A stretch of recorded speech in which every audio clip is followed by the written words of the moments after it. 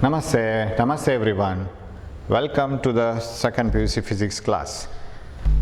We have been discussing about self-inductance, self-induction, mutual inductance, mutual induction and everything. Namaste, hope you are doing well. And also we have seen the formula for self-inductance, mutual inductance and everything. Now today we will go to AC dynamo. That is the most important part. And from here onwards, whatever we study in AC is very important and easy to understand also. On which principle that does an AC dynamo work? Obviously it is electromagnetic induction. Whenever there is a change in the flux, it induces an EMF in the coil linked with it, right? Whenever a coil is linked with the change in the magnetic flux, there is an EMF induced across the coil, or a induced current flows through the coil. The same principle is behind the AC dynamo. But how do we go for the change in the magnetic flux? That is our question now here. However, electromagnetic induction is the principle, but how do you go for the change in the magnetic field, change in the magnetic flux linked with a coil? Of course, we rotate the coil in the magnetic field. We try to change theta. You know that flux linked with any coil is NAB cos theta. You know that flux phi is equal to NAB cos theta, where theta is the angle made by the normal to the coil with the magnetic field. That you know it. And now in a dynamo, you know, usual dynamos, they have a frame, what you call armature, over which the coil is wound, right? A rectangular frame, say. And suppose if I have a rectangular frame like this, over which a coil is wound, so like this, suppose there are n number of turns in the coil, I name the armature as A, B, C, D, and this is the axis along which it is turned. It is not simply turning somewhere. It is turning in a region where there is a magnetic field. Two strong north and south pole pieces of a magnet are kept like this. So like this, south pole and north pole here. Okay, like this. And of course you know that there are some slip rings here, and here is another slip ring, and along with these slip rings they will rotate, and they will be touching always two carbon brushes. So here there will be two carbon brushes, and these two carbon brushes are connected to a load resistor RL. So like this. So we have two carbon brushes and B1, B2 say, and these are the slip rings R1 and R2, which will always touch the carbon brushes, and the whole this armature is turned about an axis like this at an angular velocity omega. Let us rotate it with a uniform angular velocity omega. Suppose this is the armature and it is always turned with a uniform rate like this. It will not be turned faster or slower. It will be turned with a uniform angular velocity omega. Okay. Now let it turn. So this is the load across which we connect it, and the induced EMF is brought to the load. And load may be anything. Whatever you connect to the AC generator, maybe a tube light, maybe a fan, maybe anything. Whatever you connect is a load. Okay. So this is what we see in a AC dynamo. Okay. Now as the coil turns, why should it induce an EMF in itself? Very simple.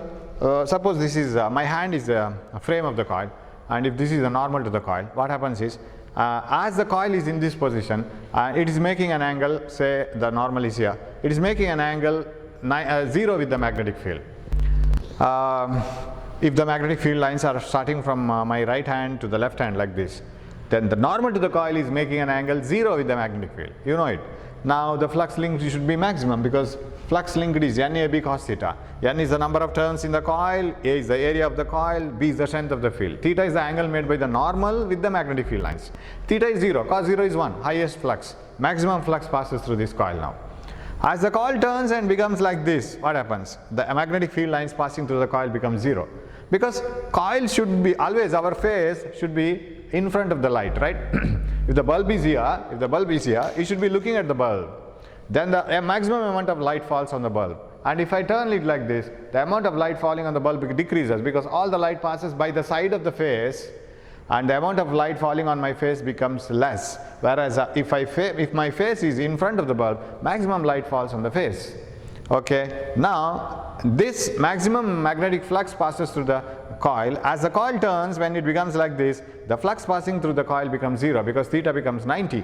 Now coil may be parallel to the magnetic field, but normal to the coil is perpendicular to the magnetic field. Cos 90 is 0, so flux is 0. So as the coil turns to different angles, the angle made by the normal to the magnetic field keeps on changing, flux linked with the coil keeps on changing. Of course, we are keeping all these three factors constant, but flux changes, that induces an EMF in the coil because of the change in the flux. And if you want to write what is the induced EMF is, you can get the help of Faraday's law, because Faraday's law says the magnitude of induced EMF is equal to minus, of course, d phi by dt, where minus sign is because of Lenz's law, it opposes the cause, that is change in the flux. And you know what is phi. But here another important thing is, you know that the induced EMF is equal to rate of change of flux. That means how fast you change the magnetic field, magnetic flux linked with the coil. Now that depends here how fast you turn it, right? Because the flux linked with the coil, of course magnetic field is a constant, but how much is linked with the coil, that is changed by turning the coil like this. Now how much flux changes, flux linked with the coil, how much it changes depends on how fast you turn it.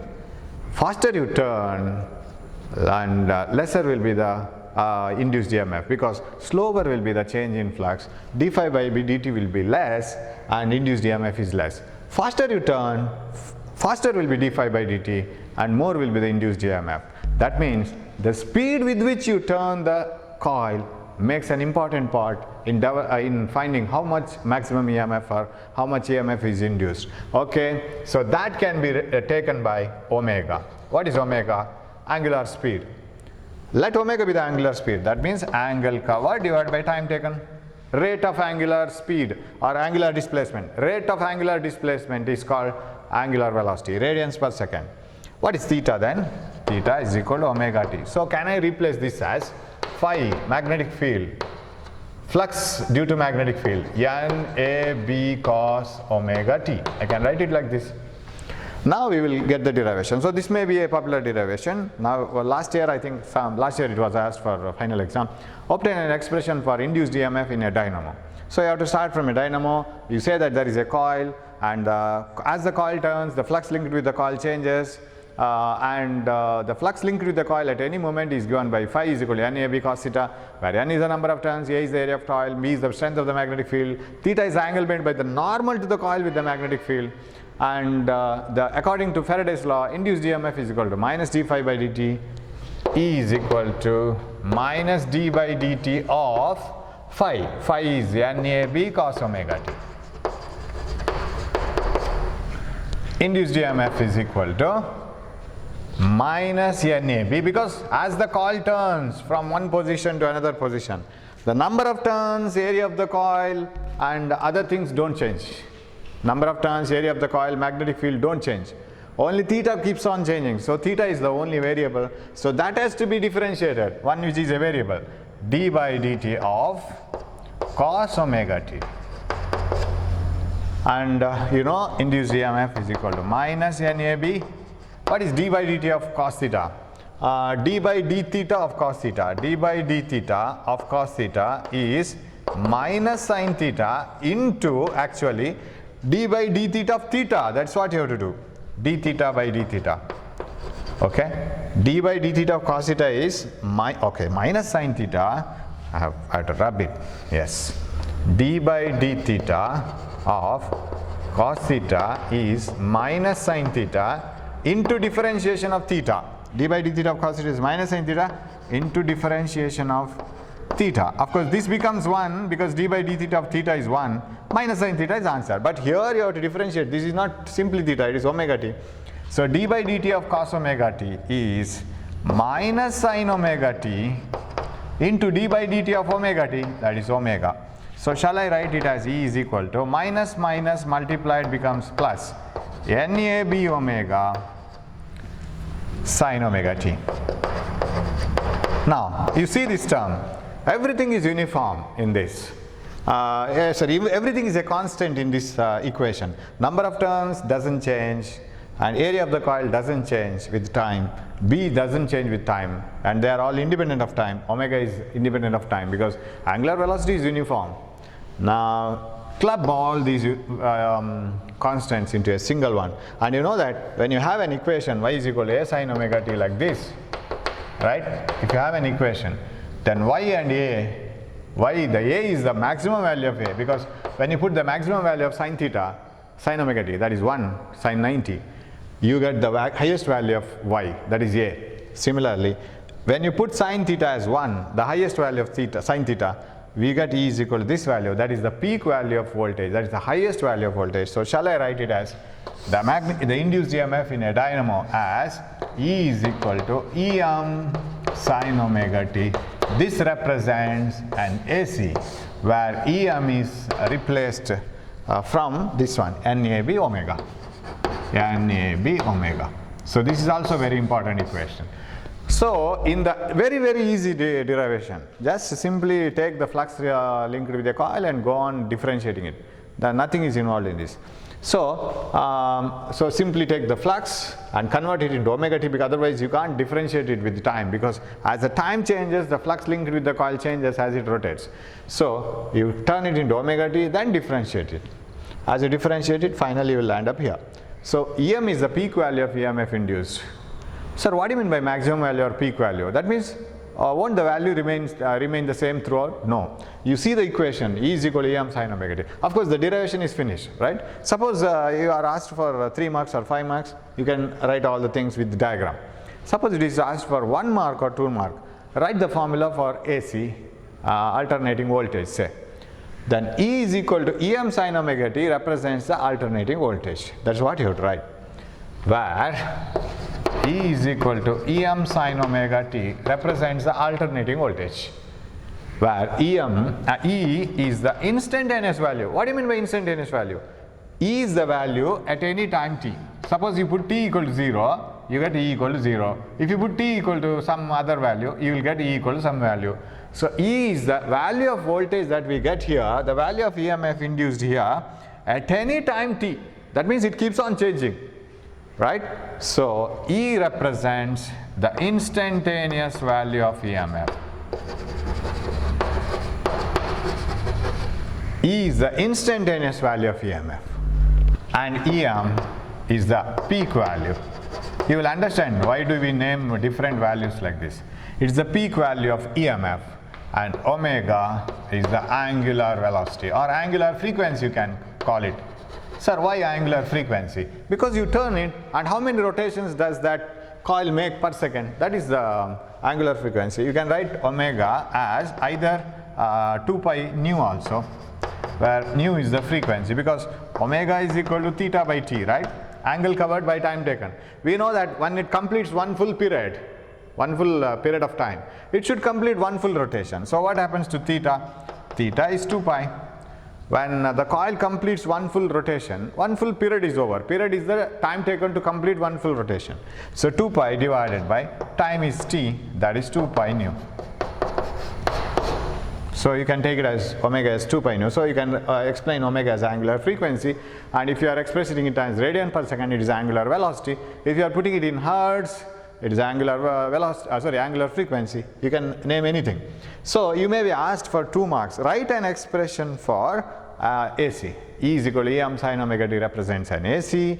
Em is the peak value of AC, and that is equal to NAB omega. Try to remember this always. And from here onwards, you have to take a paper and you have to write all the formulas in that. Right? That is very important, and it will give you a lot of information. So that this is a chapter wherein you can understand it, and you can keep the memory for a long time. You don't forget this chapter so easily once you understand it. So that's needed, because it helps you a lot at the end when you revise the things. You can keep this chapter aside because you may be very master in this chapter. You can remember everything, and this is always connected to current electricity also. Okay? So this is for 2 marks. Represent an AC mathematically. E is equal to Em sin omega t, and explain different values. Now why peak value, instantaneous value, and so many values? Because induced EMF keeps on changing with time. Suppose you connect a voltmeter here, of course it may be changing very fast, but still if you connect a voltmeter here, an AC voltmeter, you will find that induced EMF is not a constant value, it keeps on changing. That's why it is called alternating current, alternating voltage. How does it change?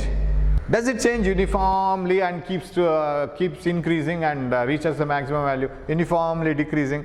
Is it a straight line? If you draw a graph of E versus time, induced EMF versus time, is it a straight line? No. It changes sinusoidally. You see here, according to sin theta. Put the value of theta, that is omega t, don't forget it, theta is omega t. Put the value of theta, put the different values of theta, you will get different values of E value, instantaneous EMF. You see that, of course, the derivation is over. Derivation is only this much, because I will spend a lot of time in discussing on this formula. Okay, I'll rub this, and I'll rub the derivation. I'll keep the only final formula. Even this is not needed for me. Only that much. Okay. Yeah. Now, magnitude of induced EMF. E is equal to Em sin omega t, and E varies according to the sine wave, and flux induced is NAB cos omega t. Of course, I can turn this equation, okay, let it be like this. Now, why this sine and cos? Sine and cos, they are two trigonometric functions, and they show some variations and which have some phase difference. What do you mean by phase difference? Phase means the value of phi that we have here, value of theta that we have here. Now how do you represent an AC first of all? Graphically, it should be a sine wave, right? It should be like this. It should start from 0 and end at 0 after 2 pi, one full rotation. You check the values of sine theta, see, or cos theta, whatever it is. Theta, say 0 and pi by 2, or shall I write it as pi 0 pi sorry, that not like that, 0 pi by 2, or I can write it as 90, 180, 270, 360. This will be easier. What is the value of sine theta? If you put it, sine 0 is 0, sine 90 is 1, 180 is 0, 270 is minus 1, 0, back. What is the value of cos theta? Cos theta is 1, and cos 90 is 0, and this is minus 1, and again 0 and 1. And these 360 values are getting repeated, correct? Okay, I'll rub this also. Now you see this one. You see the sine theta value, cos theta value. Sine theta starts from 0, you know it. Cos theta starts from 1. Say I'm representing a graphical, in a graphical pattern. Say this is 0, right? And this is plus 1, and this is minus 1. Some values of sine theta, cos theta. 0, sine 0, sine cos 0, 1, it is already has gone to the highest value. As theta increases, sine 90 becomes 1, cos 90 becomes 0. See the values here. Cos 90 becomes 0. And sine theta follows, sine 180 0, cos 180 minus 1.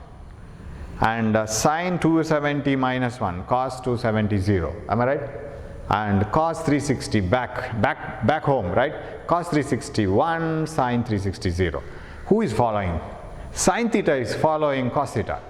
Do you follow that? Sine 0 0, cos 0 1, sine 91, cos 90 0, and sine 180 0, cos 180 minus 1, and sine 270 minus 1, cos 270 0, and sine 360 0, cos 360 1. Sine theta follows cos theta after every 90 degrees, and cos theta leads. See, these are the words which you will get in the next chapter again and again. Of course, this is the end of EMI and beginning of next chapter. I can't differentiate AC and AC Dynamo and the next chapter. They are one and the same. Cos theta leads and this lags. Sine theta lags and cos theta leads. By how much? 90 degrees. That's what you show it here. And one more thing, how does sine theta change? Does sine theta change from sine 0 to sine 91 uniformly? That's what I am asking here. This analysis is very important because that gives you a lot of information which will help you to understand the next chapter. Sir, is it like this? Why can't it be like this? Why can't it be like this? Why can't it be like this? Why can't it be a uniform rate of decrease, uniform rate of increase? It's not so. Sin theta values, if you study it, you will find that initially sin theta increases at a faster rate. Finally, it increases slowly. Because you see here, you divide this value into exactly two parts, 50%. You see how much it has raised in 50%. Did it raise by half in the 50% value? When you go, suppose this is the angle value and this is the sin theta value.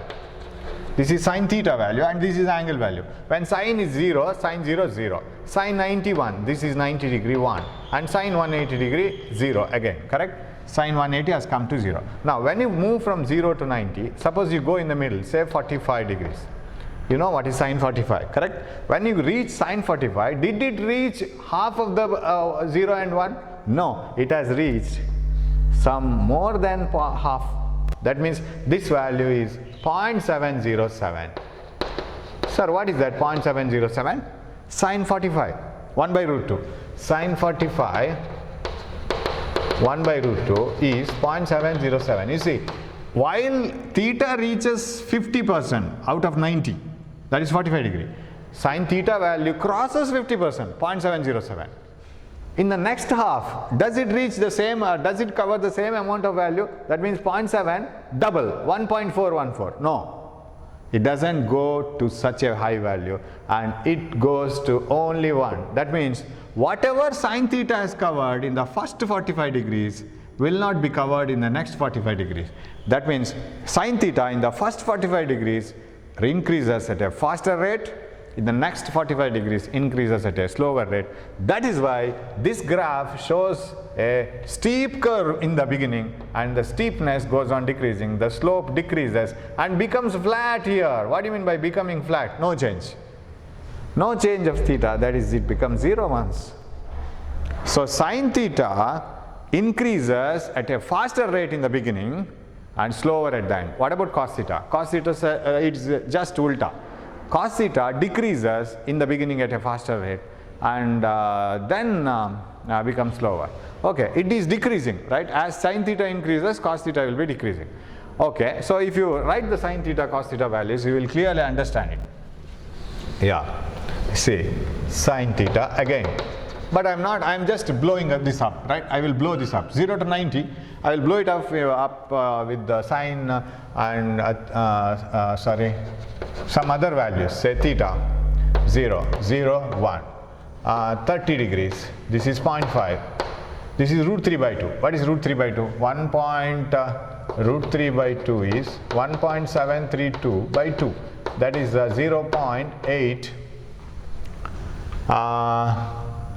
This is 816, so something 0.87, almost same. And then what is sin 45 degrees? Sin 45 degrees, they meet each other, 0.707, because 1 by root 2 is 0.707. And what about in sin 45 degree? Okay, that is enough, I think. Okay, sin, then we write usually sin 60 you can write, 60 degree. Sin 60 is root 3 by 2, that is this value. And sin cos 60 is half. And sin 90 is, this is 1, this is 0, correct? Now you see, in the first 45 degree, sin has jumped from 0 to 0.7, but in the next 45 degree, it has jumped only by 0.3. See, this difference is 0.3, correct? Here 0.7 difference. So in the beginning, sin theta increases at a faster rate. It will be running faster. You might have seen some 100-meter race athlete runners. They pick up in the beginning, but at the end they will get exhausted. But some people, they maintain some speed in the beginning, at the end they pick it up when the others get tired. Similarly, sin theta, but sin theta is in the opposite nature. It is taking some lead in the beginning and finally very slow. What about cos theta? You see, cos theta has fallen from 1 to 0.707. That means it has fallen by only 0.3, very slow in the beginning. and later it is faster. So I think I have mentioned it a little bit different in the first case, but here it is like this. So it falls slower, later faster. You see, in the first 45 degrees, cos theta has fallen from 1 to 0.7. That means only by 0.3. In the next 45 degrees, it has fallen by 0.7 value, that is 0, suddenly drop. So when sin theta is increasing, cos theta is decreasing. But the change of sin theta and cos theta are not uniform. They are not changing with a uniform rate. That is why, now coming back to physics part, when the coil turns with its normal, making some angle with the magnetic field like this, even though the coil turns at a uniform rate, even though the coil is turning at a uniform speed, uniform angular speed, flux linked with the coil is not changing with the uniform speed or uniform rate. Flux changed with the coil goes on changing at a different rate. Initially, when the coil is like this, of course, I can show it like this. When the coil is like this, say, I can keep the chalk here. When the coil is like this, normal to the coil is parallel to the magnetic field, and now the flux is maximum, but induced EMF is minimum, because you see, in the flux equation, where is the chalk? Once again, I want chalk. In the flux equation, it is cos theta coming, and it is in the EMF induced equation, it is the sin theta which is taking the control. So when the normal, when the plane of the coil is normal to the magnetic field, and the normal to the coil is parallel to the magnetic field, plane of the coil is normal to the magnetic field, but normal to the coil is parallel to the magnetic field, induced EMF is 0, because here is sin theta, but flux will be highest. Flux linked with the coil is highest, but induced EMF is 0, because now the change is very, very slow. You see, here you should be very careful to know that it is not the not the factor that how much flux linked with the coil produces EMF. It is how fast it is changing, isn't it? So induced EMF is not decided by how much flux is linked with the coil. Induced EMF is decided by how fast the flux is changing. Now I can have a very simple question here, that is, what is the phase difference between induced EMF and flux linked with the coil? Very, very important, and it's a very minute thing to understand. What is the phase angle between induced EMF and flux linked with the coil? When the flux linked with the coil is highest, induced EMF is lowest, 0. Because when cos theta is cos theta comes to be 1, cos 0, sin 0 comes to 0, right? So they are of opposite nature. They have a phase difference of 90 degrees. So when flux is maximum, change in flux is minimum. That's why induced EMF is 0. Change itself is very less. Imagine a student scoring very less mark, like 0, 1, 2, 3 marks. Suppose the student has scored 0 mark in the first exam. In the very next exam, if he has scored 20 marks, all of a sudden a change. And imagine another student who has scored 90 marks in the first exam and 92 marks in the second exam. Third exam, the first student who has scored 0, 20, and now he has jumped to 50, say, right? And the second person who has scored 90 marks, 92, and say 94 or 93. His marks may be more, 90 marks, 92, 93, very good marks, but his change is very less, 90 to 92, 92 to 93. But what about this person? Marks may be less, but change is very fast, 0, 20, 50. So he is showing a very large amount of change, even though the marks scored by him are less, he is showing a large change, whereas other one who has scored more marks but showing a small change. The change is important for us now, not how much is linked. And the change in the flux is more when the flux linked with the coil is less. Because when you go for a coil which is, when you think about a coil which is parallel to the magnetic field, where did I keep the pen? Yeah. Coil is parallel to the magnetic field. Normal to the coil is perpendicular to the magnetic field. Now, flux linked is 0. Cos 90. Because in the flux equation you get cos. Flux linked is 0, but induced EMF is highest. Sin 91. Why it is so? Because even though the flux passing through the coil is 0, the change is very fast. In this range, the change is very fast. In this range, the change is very slow. So this you have to understand very clearly always. Of course, we will draw a diagram and show it how it is so. So, but these two formulas to understand very clearly that one thing, sin theta, cos theta, even if you change theta uniformly from 0 to 30, 30 to 45, something like this, or 0 to 90, 90 to 180, whatever it is.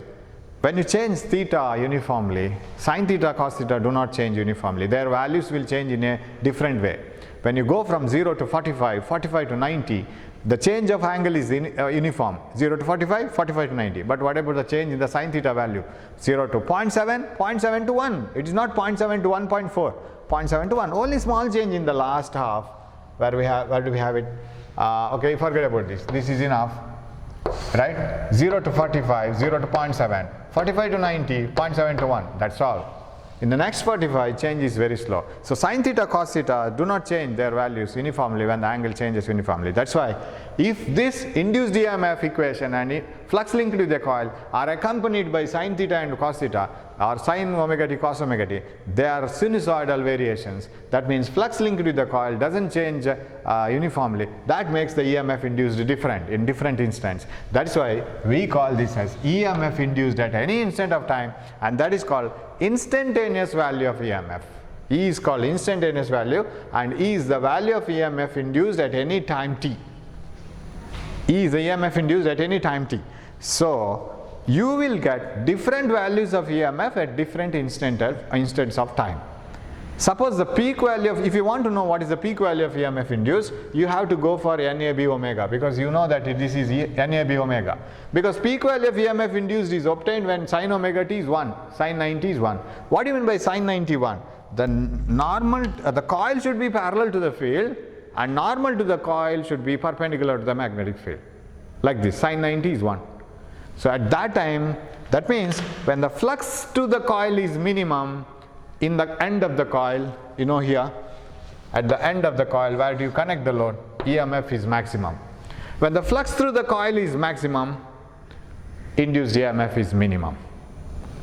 Exactly ulta cases. So that is the reason for it is induced EMF doesn't depend on the flux passing through the coil, it depends on the rate of change of flux, how fast the flux is changing. Now I will draw one more graph. How do you connect all these things?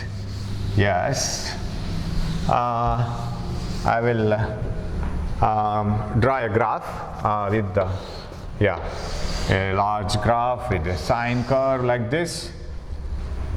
I'll divide it into a number of parts, one here, another here, like this, and this is the angular rotation, theta is equal to omega t. Position of the coil in the dynamo like this, right? Now the normal to the coil may be like this, right? Now you have to write the position of the coil at different cases. If I have color chalks, it would have been better, but I don't have. Yeah, let it be, no problem. Yes. Okay. So here is the induced EMF, right? Now, when the coil is here, you see, zero induced EMF. That is possible when induced EMF is 0. So I have not written that formula. Phi is equal to NAB cos omega t or cos theta. Induced EMF is EM, that means NAB omega sin omega t. EMF is accompanied by sin theta. Flux is accompanied by cos theta. So they have 90-degree phase difference. Zero EMF is induced when theta is 0. Sin 0, 0. Theta 0 means, where is the coil? Theta 0 means normal to the coil should be parallel to the magnetic field. It is not the coil, it is the normal to the coil should be parallel to the magnetic field, theta 0. That means this is the position. Here, this position is represented by this one. Coil should be like this. I'll name the coil as A, B, C, D. And imagine that the coil is rotating like this. I think you can follow it. Coil is turning. So this is A, B, C, D. A, B, where is it? A, B, C, D. Sorry. like this. You have to come from the back, A, B, C, D. Okay, let it turn like this. When the coil is like this, normal to the coil is perpendicular to the magnetic field. Flux is 0, but change in flux is very fast now. That means induced EMF is highest. Sin 91. Yeah, here theta is, suppose this is like this, 0. Sin 0, 0, but cos 0, 1. Maximum flux, minimum EMF. What about this position? It will be like this. Now, where has A come? A. It has turned like this. Am I right? A. And where is B? Here. C, D. And the coil has turned through an angle of 90 degrees. And now you get maximum EMF because normal to the coil makes an angle of 90 degree with the magnetic field. Here normal to the coil was making an angle of 0 with the magnetic field. Induced EMF is EM sin 0, 0. And here the magnitude of induced EMF E is equal to sin 91, peak value. This is called the highest value of EMF induced. This is any other value, E. Okay, let it move further. Now 1/4 of the rotation is over. The coil which was like this has turned like this. Further rotation. Further rotation will make the coil like this here, like this. Now you name the parts.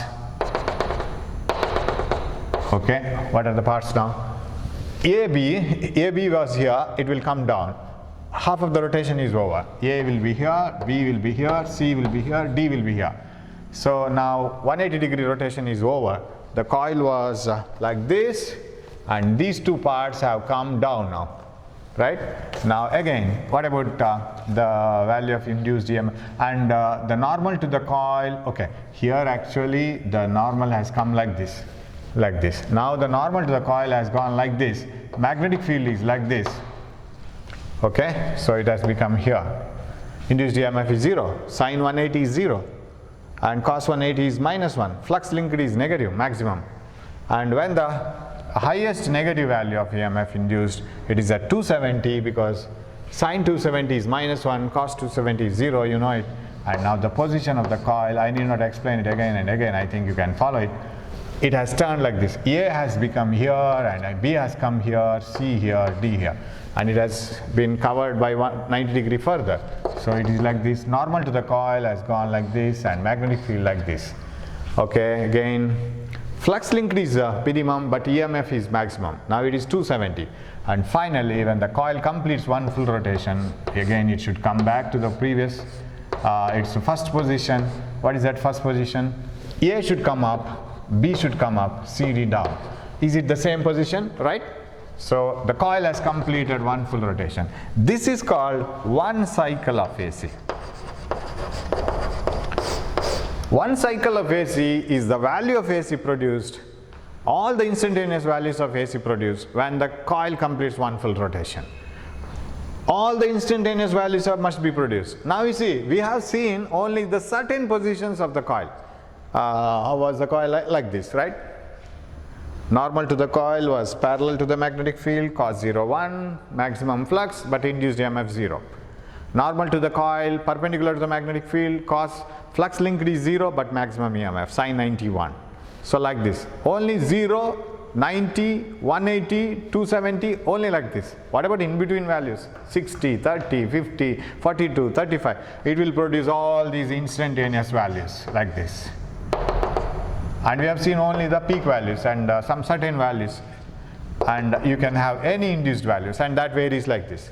This is the graph representing the variation of EMF, alternating EMF with the time. So this is the peak value, and this is the minus peak value when it is in the other half, other way. And that is why, you see, when the coil is like this, if the current flows in one direction, when the coil is completely 180 degree out of phase, current flows in the reverse direction in the coil, because these slip rings, and you know all these stories, slip rings do not change their position, they will be in the same place, so that the current flows to the outer circuit and here also in the different direction. That's why we show the remaining things here. When the sin theta value from 0 to 180, it will have certain value, positive values. 180 to 360, it will have negative values, right? Now, in the same graph, if you want to represent the flux, remember this doesn't represent the flux. This gives the magnitude of induced EMF. Sir, I want to draw the flux induced in the coil in the same graph. How will you draw it? You know that when the coil is like this, EMF will be 0, but flux is highest. That means the curve should start from here. Suppose you want to write phi. When the coil is like this, flux is 0, but induced EMF is highest. Flux is 0. So I have to draw the graph like this. This should come to 0 and it should reach like this. Am I right? You see how does it move? It is also a sinusoidal variation, but it is cos. When sine is highest, when sine is 0, cos is highest. When sine reaches highest, cos is 0. You see, cos theta leading and sine theta following. Now cos is 0, sine theta follows. Cos is -1, sine theta follows after 90 degrees. So, what the thing you have to remember here, the two important things. Of course, you may be asked to write 1 or 2 marks questions, answer only 1 or 2 mark questions, that's all. What is the phase difference between induced EMF in a coil and flux passing through the coil? 90 degree. When the flux is highest, induced EMF is 0. When the flux is 0, induced EMF is highest. They have a 90 degree phase difference. That equation clearly says this, cos theta and sin theta. And one cycle of AC is like this. And when coil completes one full rotation, one full cycle of AC is produced. Now, usually we say our AC value is, every AC must be represented by two factors. I'll rub this now. One is voltage and another is frequency. For example, if you are asked to write, what is the AC value in our home appliance? We use alternating current in our home. What is its value? You say it is 230 volt or 220 volt, say 220 volt. Then you have to add one more thing, 50 hertz. What is this 50 hertz? 50 hertz is the number of such cycles repeated in 1 second. That means number of rotations made by the coil in the generator in 1 second. Suppose the coil completes 50 rotations in 1 second, 50 such cycles should be repeated in 1 second. So this is frequency of AC. So frequency of AC is the number of cycles repeated in 1 second. So we say that it is 220. What do you mean by 220? See, it starts from 0, 10, 11, 12, 1, 2, 3, all the values. 50, 75, 100, 120. Say this is not the peak value. 220 is not the peak value. Let us assume that it is the peak value for the time being. Say 220, 200, 150, 100, 0. All the values, minus 10, minus 20, minus 50, minus 80, minus 220. Then minus 210, something like this. So finally it has to come to 0. This is called one cycle. Do you know how many times it is repeated? 50 times. When? Why 1 second? Not in a day.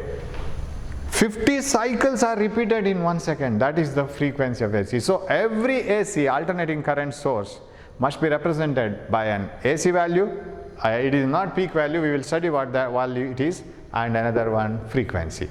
So this is about the AC dynamo, and we have to play with this equation again and again. We will take these two equations again, and we will study some more values of AC. AC is always represented by different values, and there is one more very, very important value called RMS value, and we will discuss it about that RMS value, effective value next class.